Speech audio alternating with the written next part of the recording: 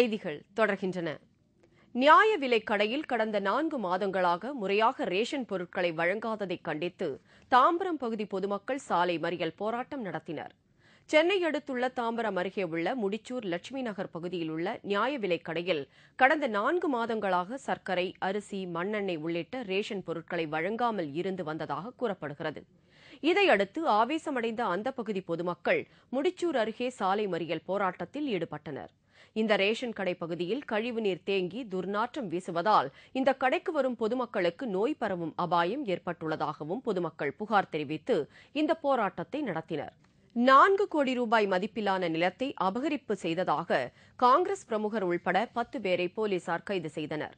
திருச்சி விமான நிலையம் அருகே கருணாநிதி என்பவருக்கு சொந்தமான சுமார் 9 ஏக்கர் நிலம் உள்ளது. இந்த நிலத்தை வீட்டு மனைகளாக்கி விற்பனை செய்வதற்காக வைத்திருந்த நிலையில் திமுக பிரமுகர்களின் தூண்டுதலின் பேரில் கொட்டப்பட்டை சேர்ந்த காங்கிரஸ் பிரமுகர் சண்முகம் மற்றும் அவரது அடியாட்களின் துணையுடன் கருணாநிதியை மிரட்டி 4 கோடி ரூபாய் மதிப்பிலான நிலத்தை அபகரிப்பு செய்தனர். இதுகுறித்து திருச்சி காவல் நிலையத்தில் அளித்த புகாரின் அடிப்படையில் இந்த வழக்கில் சம்பந்தப்பட்ட காங்கிரஸ் பிரமுகர் சண்முகம், சேது, காமராஜ் உள்ளிட்ட 10 பேரை போலீசார் இன்று கைது செய்து சிறையில் அடைத்தனர். மேலும் இதில் தொடர்புடைய லாரன்ஸ் என்பவரை போலீசார் தேடி வருகின்றனர். இந்த வழக்கில் தொடர்புடைய முன்னாள் திமுக அமைச்சர் KN நேரு, அவரது சகோதரர் ராமஜெயம், துணை மேயர் அன்பழகன் ஆகியோர் நில அபகரிப்பு வழக்கில் கைது செய்யப்பட்டு சிறையில் அடைக்கப்பட்டிருப்பது குறிப்பிடத்தக்கது.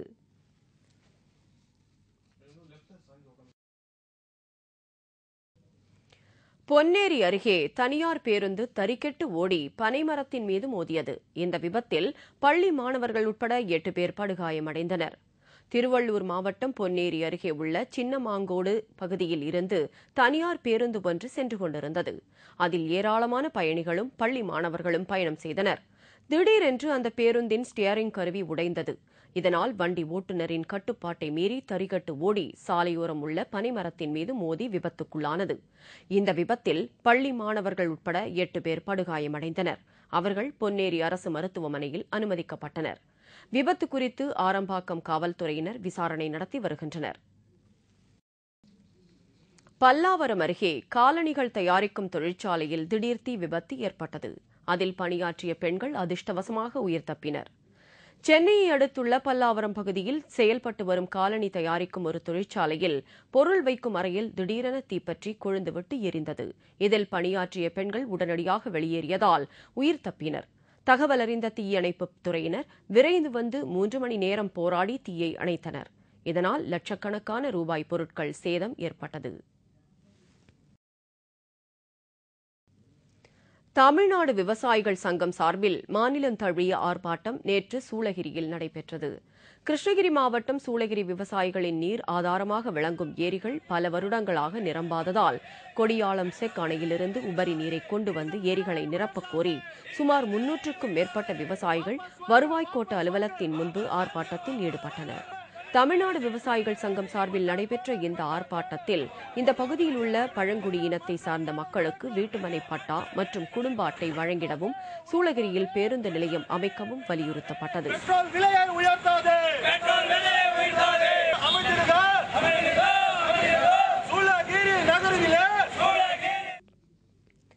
ஓட்டுக்கு பணம் கொடுத்த விவகாரத்தில் கைதாகி ஜாமீனில் விடுதலையாகியுள்ள அமர்சிங் எம்பியை பாலிவுட் நடிகர் சஞ்சய் தத் டெல்லி மருத்துவமனைக்கு சென்று சந்தித்து உடல்நலம் விசாரித்தார்.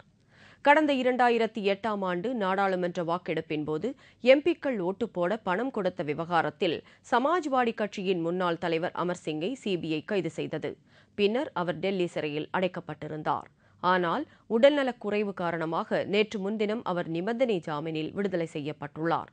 சிறுநீரக நோயால் அவதிப்பட்டு வரும் அமர்சிங் டெல்லி மருத்துவமனையில் அனுமதிக்கப்பட்டுள்ளார்.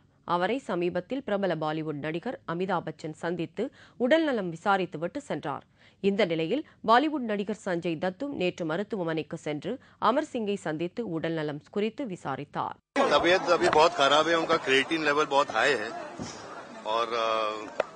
आपको सबको पता है कि उनकी किडनी का ट्रांसप्लांट हुआ है.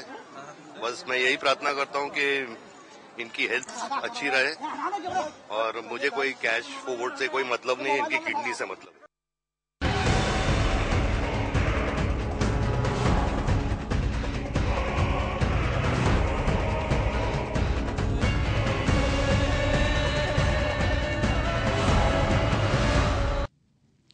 அதிசயம், ஆனால் உண்மை.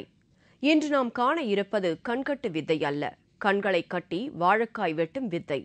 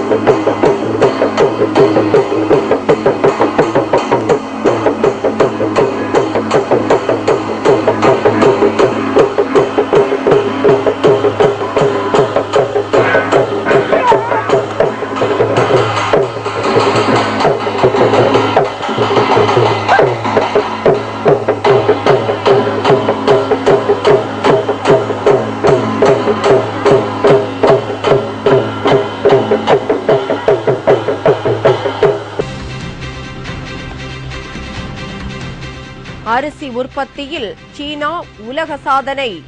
1 ஹெக்டேர் நிலத்தில் 14,000 கிலோ அரிசி உற்பத்தி. விவரம் விளம்பர இடைவேளைக்கு பிறகு.